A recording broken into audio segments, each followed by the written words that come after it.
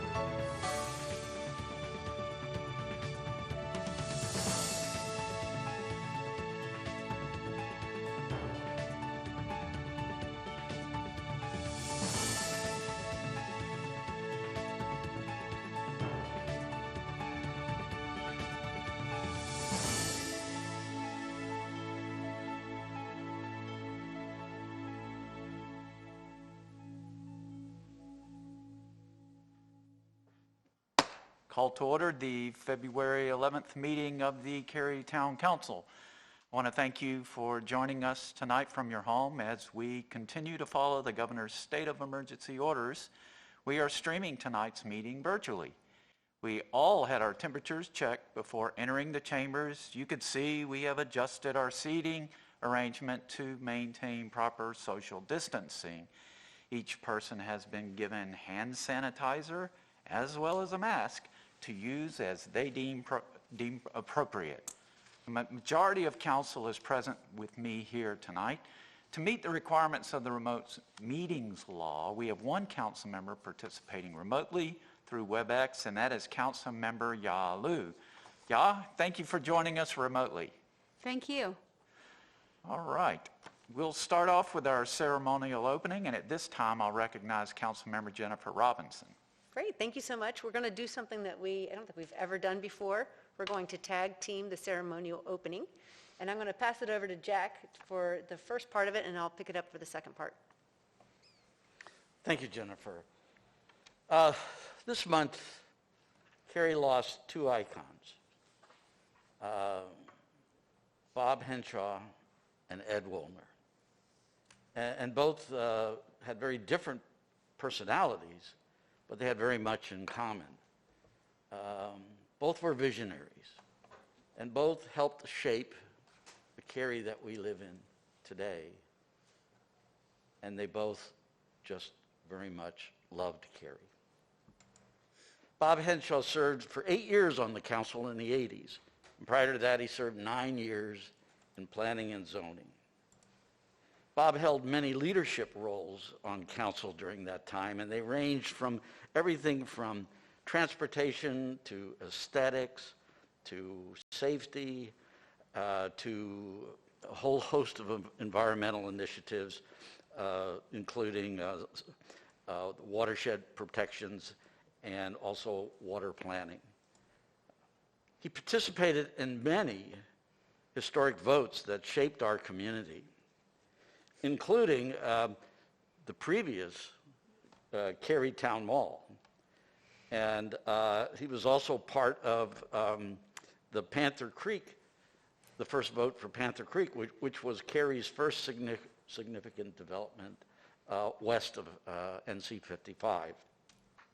And one of his last votes was Regency Park, and he was instrumental with that, being part of that. And if you go back and you read the minutes, there's a lot of feedback that he gave about environmental protections and all the things that, I think make Regency what it is today. There was also another vote that I considered very significant, and it kind of endeared me to him. He voted no on the Crossroads Shopping Center. And go for it, Bob. And I think there's a message there. He just did not feel comfortable that Crossroads was doing enough on stormwater mitigation and water runoff, and it was impacting the people farther down from Crossroads. like the Wellington community and all those old Piney Plains.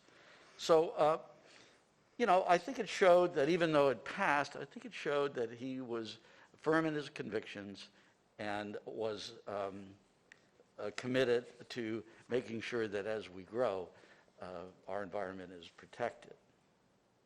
It was truly an honor, after he decided to retire, it was truly an honor to follow him on the council. It was very big shoes to fill. I consider him an early mentor of mine, and there's so much I'd love to share, but I'll leave you with two nuggets that have kind of stuck with me through the years.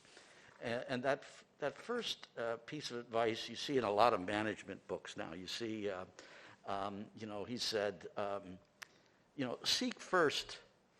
First he said, listen and seek first to understand before trying to be understood. And that resonated because back when we were having some controversies in my neighborhood that prompted me to get going, that was the advice that he gave. The other thing that I found interesting is that in that time, we were doing dozens and dozens and dozens of rezonings. And we were growing quite fast. Mayor, you remember the growth rate and was 6-8% or even more. And what he said is, like, when you're talking to the community and you're talking to people about the rezoning, make sure that they're informed, but make sure they also understand what does the rezoning offer that what is allowed to be built offers, and to make sure that they understand that there's a balance. And now, as we've reached a point in our history where we're getting mostly built out, and we're seeing a lot of these little spot islands being infilled and being next to neighborhoods, it is one of those things where I think his message still rings true today. Ed Woolner was a rare species. I mean, he was a real estate developer, but he was also a conservationist and a patron of the arts. And it was all rolled into one. And that's a rare beast that to find. And he was born in Hungary. He was a Holocaust survivor. And a piece of trivia, he had walked across Europe during World War II amid all the turmoil and ended up in Paris. After years there, he and his parents emigrated to Canada.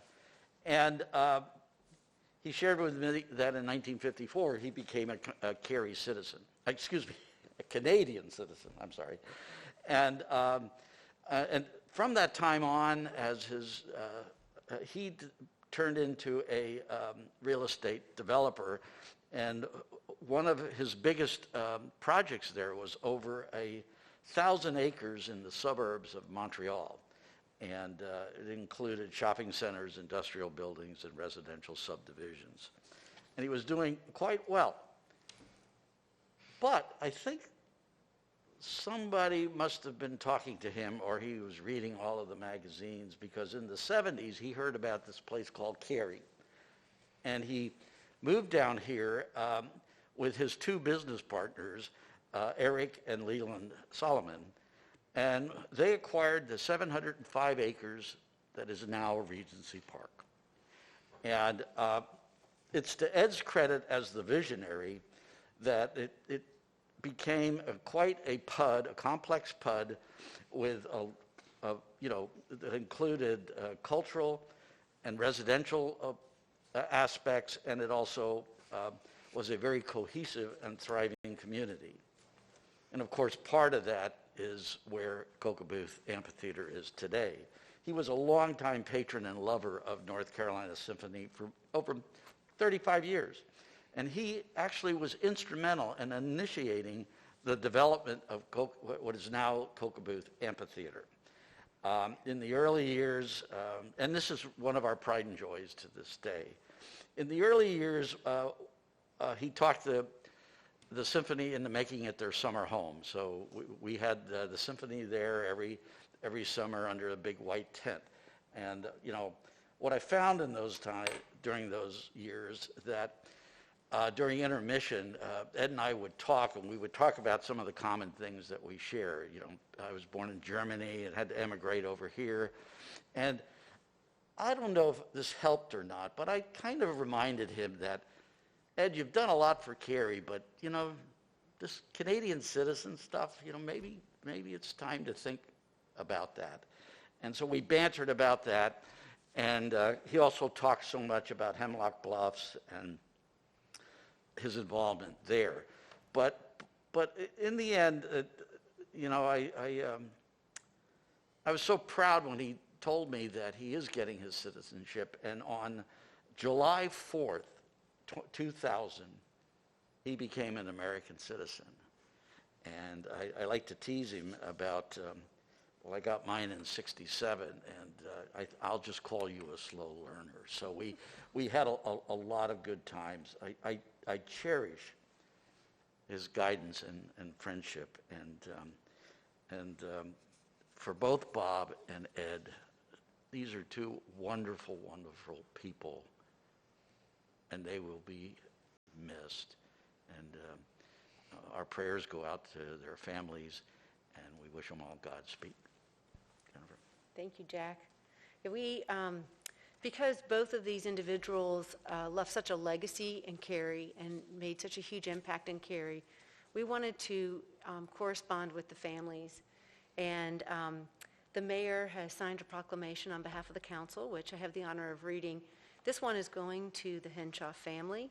So I'm going to quickly read that for you, the public, so they can hear the acknowledgement of all that he has contributed to Cary. And then after that, I have a letter that has been written to Ed Woolner's family. And Jack, you forgot to mention about Ederly Drive. Oh my gosh. You got to say that. I'm sorry. When Ed came down with his two partners, it was basically Ed, Eric, and Leland. And when they formed their partnership, they decided that they were going to name one of the main streets over there Ederly Drive. So that's an abridged version of the three partners. So every time that you go through Regency and you see Ederly Drive, just kind of reflect and think about it's named after the three people that made Regency happen. I think that's so fantastic. I never knew that. I never knew where the word Ederly came from, so glad to know that. This is a proclamation from the mayor. Robert C. Henshaw was a past Cary Council member from 1981 to 1989, previously serving on the Cary Planning and Zoning Board for 9 years, passed away on February 1st, 2021. Whereas Henshaw was born in Greenville, North Carolina to the late William and Lola Henshaw. He served in the U.S. Navy from 1956 to 58 and was married for 61 years to Pauline Henshaw. In Cary, they raised their children, Jeff and Carol, and became beloved grandparents and great-grandparents. Whereas Henshaw won his first election for District C, Southeast Cary, in 1981 by 75 votes. At the same election, voters approved Cary's $11 million water bond referendum, including the approval of Cary's first water and sewage treatment facilities. It was a landmark election. In his second election in 1985, he was unopposed. Whereas by 1988, Cary was known as a well-rounded community with an approaching population of 50,000, 20 planned unit developments had been approved, 750 acres of parkland, and 4 miles of greenways. Whereas Henshaw held many leadership roles, which include member of task force that reviewed Cary's first regional transportation system, chairman of the Triangle J Council of Government Regional Image Task Force, advocating for the awareness of aesthetic problems that poorly planned public and private development could cause, member of Cary Council's Safety Committee, and introduced a ban on the usage of high-powered rifles in western Wake County. I'm sure Don's disappointed by that one. And chairman of the Water Planning Resource Committee of the Triangle J Council of Governments, establishing non-binding guidelines for governments in watershed areas. Whereas Henshaw participating in many historic votes that have shaped Cary, including Crossroads Shopping Center, the previous Cary Town Mall, Regency Park PUD, and Panther Creek, which was Cary's first significant development proposal west of 55, you mentioned that, Jack. Whereas Henshaw was a district elected representative that had a vision for the advancement of the whole town, often expressing concerns about drainage into the Swift Creek watershed and pushing developers to find solutions to accommodate increased traffic concerns. Whereas Henshaw Greenway was named in honor of Robert C. Henshaw, the 1.7-mile greenway that connects Maynard Drive to Marla Durrell Park is best recognized for the public art installation, bowstrings vines, installed along the greenway's pedestrian bridge that crosses U.S. Highway 1 and 64.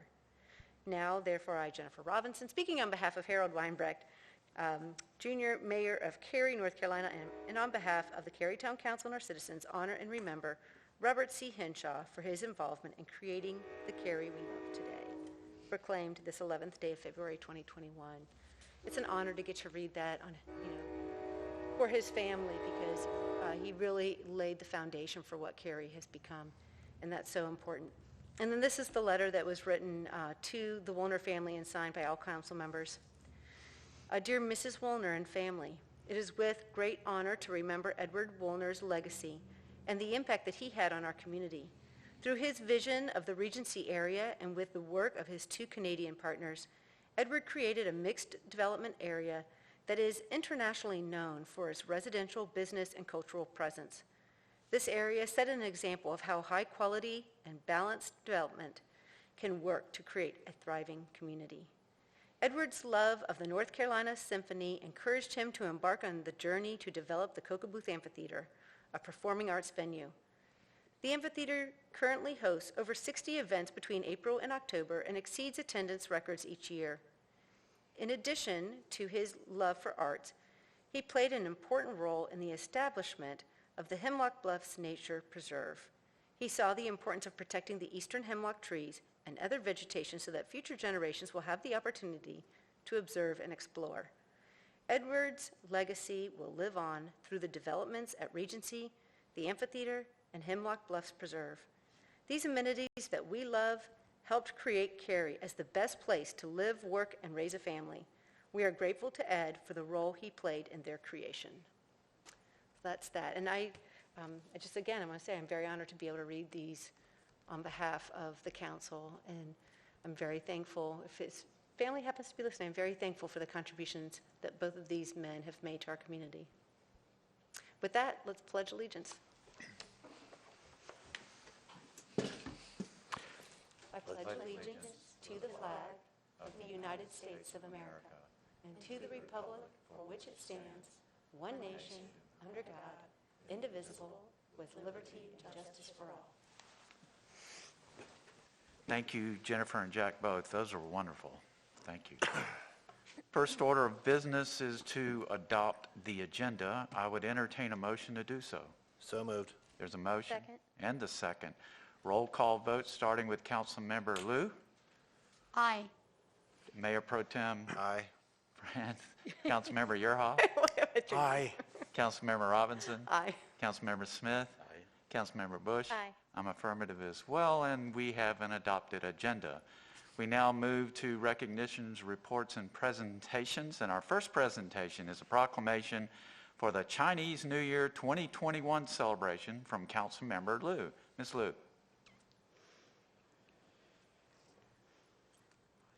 One second.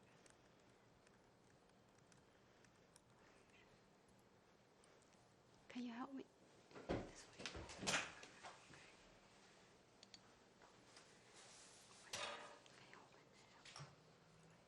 Hold on for 1 second. Sure.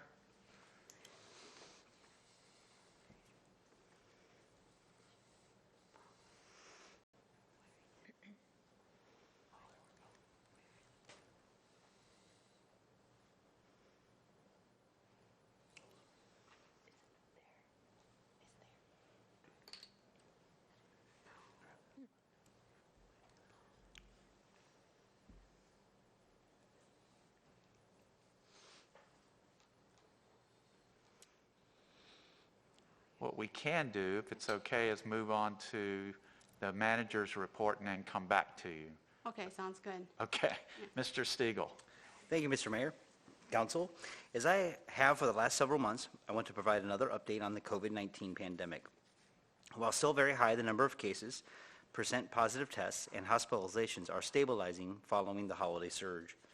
And the rate of new cases in our employee population has also slowed, which is really good news. To date, we've had 84 employees who have tested positive for the virus.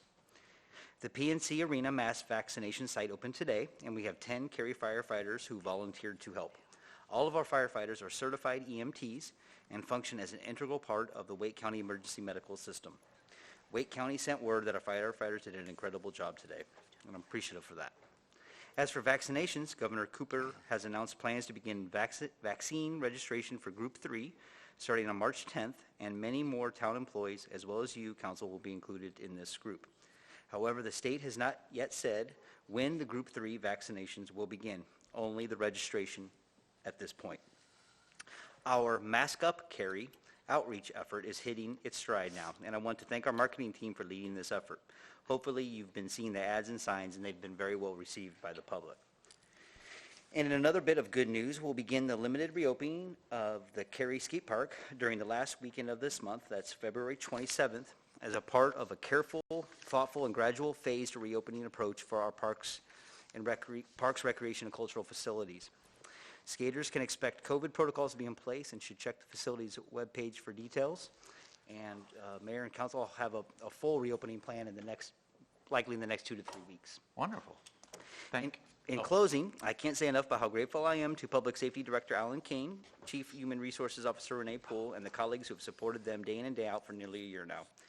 They've worked closely, effectively, and continuously to help all of us remain healthy and safe, both here at Town Hall and in our community at large. Their work is far from done. That concludes my report, Mayor. All right. Thank you, Mr. Stiegel. Councilmember Liu, are you ready? Yeah, I'm All ready. right. Very good. Yeah. Whereas the town of Cary celebrates the rich cultural history and diversity of our citizens through recognizing important and significant holidays, including the Chinese New Year. Whereas the Chinese New Year, a memorable holiday for joy, family reunion, Thanksgiving, and reflection, is the most significant celebration for Chinese people around the world. Whereas the Lunar New Year Spring Festival marks the transition from one animal to the next, with February 11, 2021 ending the year of the rat, and February 12, 2021 signaling the start of the new year, the year of the ox. Whereas in Chinese culture, oxen are symbols of wealth, prosperity, diligence, and perseverance, and those born during the year of the ox are said to be balanced, patient, and modest individuals. Whereas the Chinese American Friendship Association, Carolina's Chinese Chamber of Commerce, and the Triangle Area Chinese American Society will hold their celebrations virtually this year, with a program including dragon dance, lion dance, and singing. Now, therefore, I, Ya Liu, Council Member for District D, on behalf of Mayor Weinbrett, and on behalf of the Town Council and Cary citizens, wish good fortune, health, and happiness to all those who celebrate the joyous New Year, proclaimed 11th day of February. Thank you, Ms. Liu. Okay, we now move to Public Speaks Out. The instructions for submitting comments for our Public Speaks Out were attached to the posted agenda, and participants had the opportunity to send comments through email, the 311 online portal, and regular mail. I'll now open up Public Speaks Out, and I'll call on our town clerk to recognize our call-in speaker.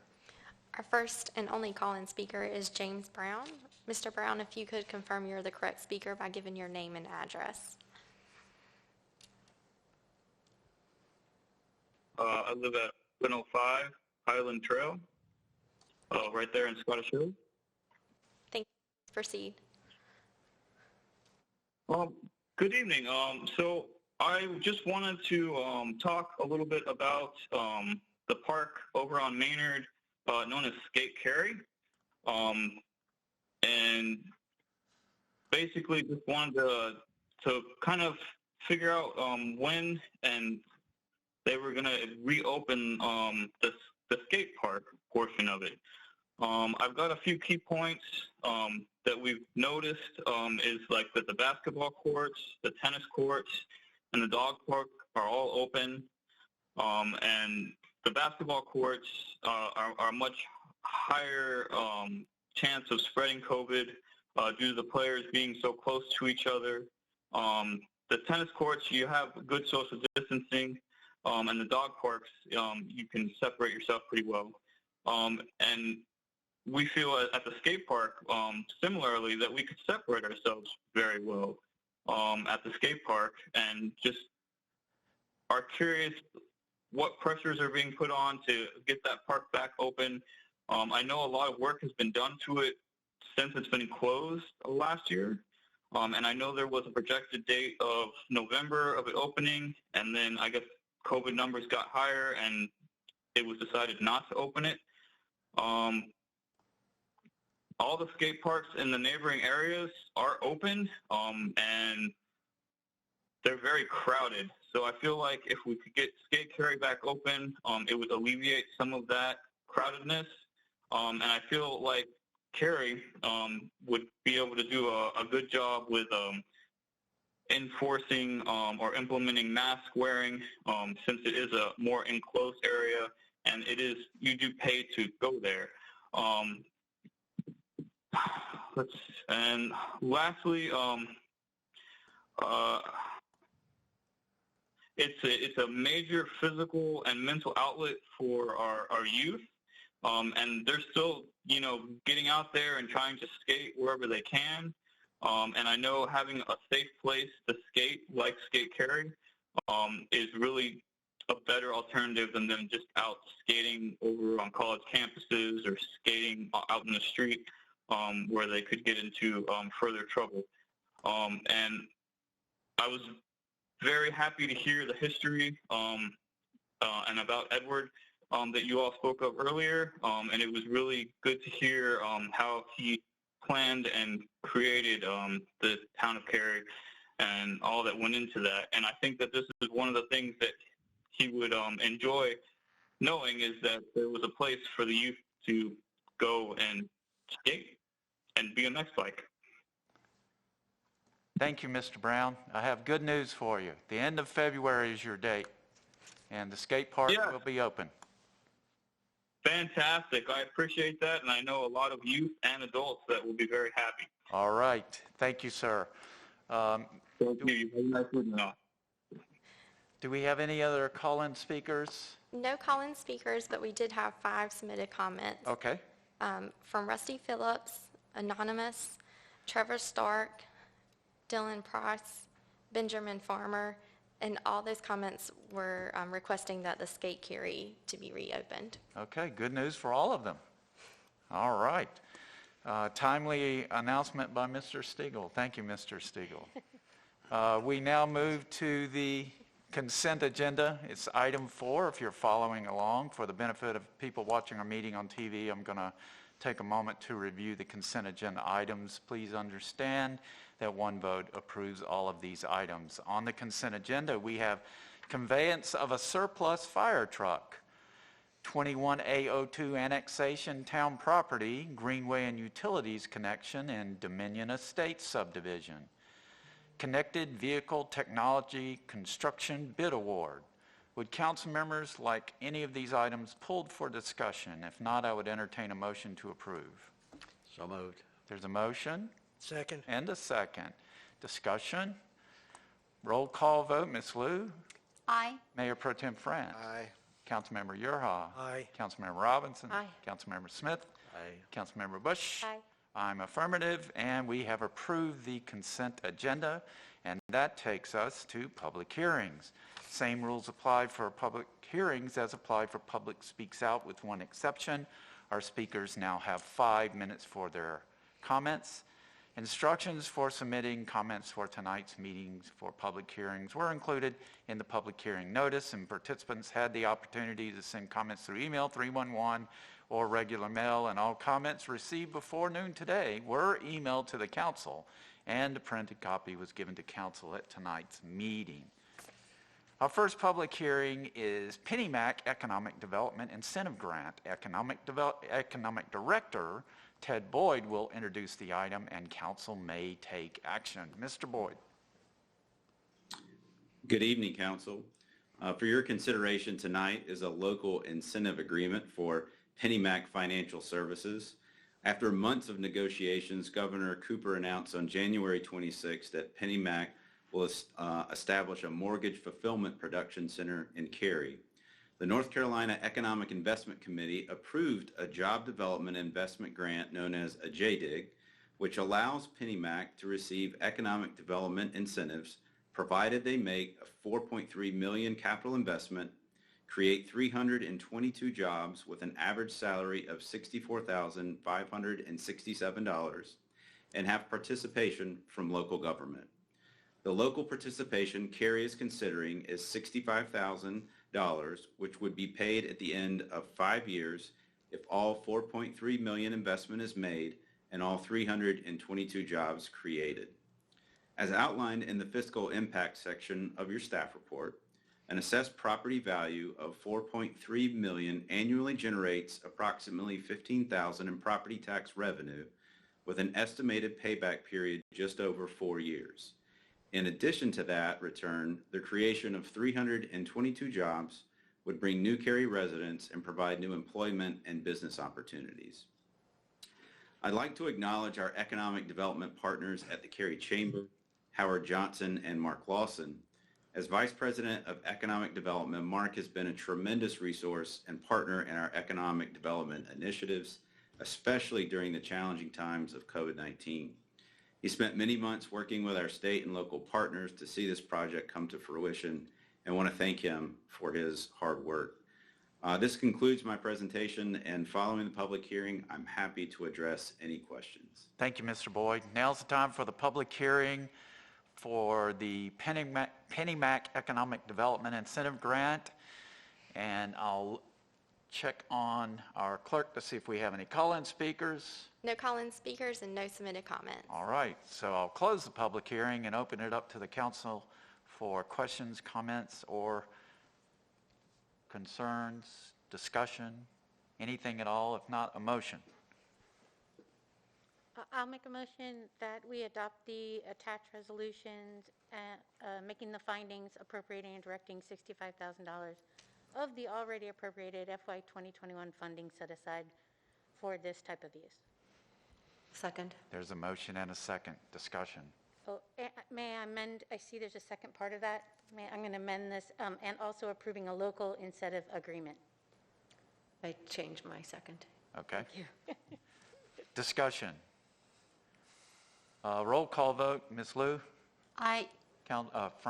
Mayor Pro Tem France. Councilmember Yerha. Aye. Councilmember Robinson. Aye. Councilmember Smith. Aye. Councilmember Bush. Aye. And I'm affirmative as well, and motion is approved. Thank you very much, Mr. Boyd. We now move to our only discussion item, is Cary's election filing fee determination, and I'll call on our town clerk, Virginia Johnson, who will present the staff's report. Council may take action. Ms. Johnson. Good evening, Council. Tonight I will be presenting information to assist Council in determining the 2021 election filing fee. For municipal elections, the filing fee is set by the municipal government and collected as revenue for the County Board of Elections. Here's an overview of the adjacent municipalities' filing fees. Most municipalities have set their 2021 fees, but Apex is still reviewing options. I'm happy to answer any question about the information presented. Thank you. Questions, comments, or motion? Well, since this isn't on a slide, my understanding is that those numbers that you see there in Raleigh and Apex and Durham are determined by the salary. Is that correct? Or is it by, it's by salary of the? 1% of the total 1%, salary. It's 1%. Yes. So that's how they derive those numbers for their filing fee. I think it would be appropriate to be consistent with that same policy, and I would feel comfortable making a motion that our filing fees are set at 1% of the council or mayor's salary. There's a motion. Is there a second? Second. Motion and a second. Discussion. Can that be translated into dollars? Or? I don't even know what our salary Well, is. that's the thing, never mind. I think I saw something from you earlier, Ginny, that you sent to us. Yes, It was in the staff report. it would be $137 for the mayor and $114 for council seats. Okay. Other questions or comments? All right, roll call vote. Councilmember Lou? Aye. Mayor Pro Tem France. Aye. Councilmember Urhoff. Aye. Councilmember Robinson. Aye. Councilmember Smith. Aye. Councilmember Bush. Aye. I'm affirmative as well, and the motion is unanimous. That concludes our business for the evening, so I declare the meeting adjourned. Thank you. That was a quick 7 meeting. o'clock.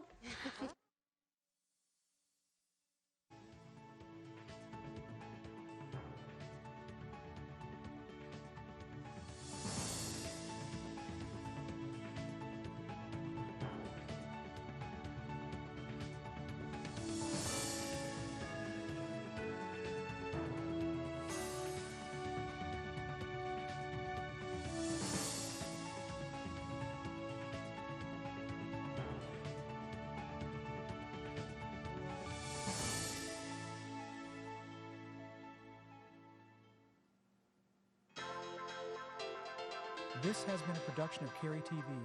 Visit the Town of Cary's website at townofcary.org.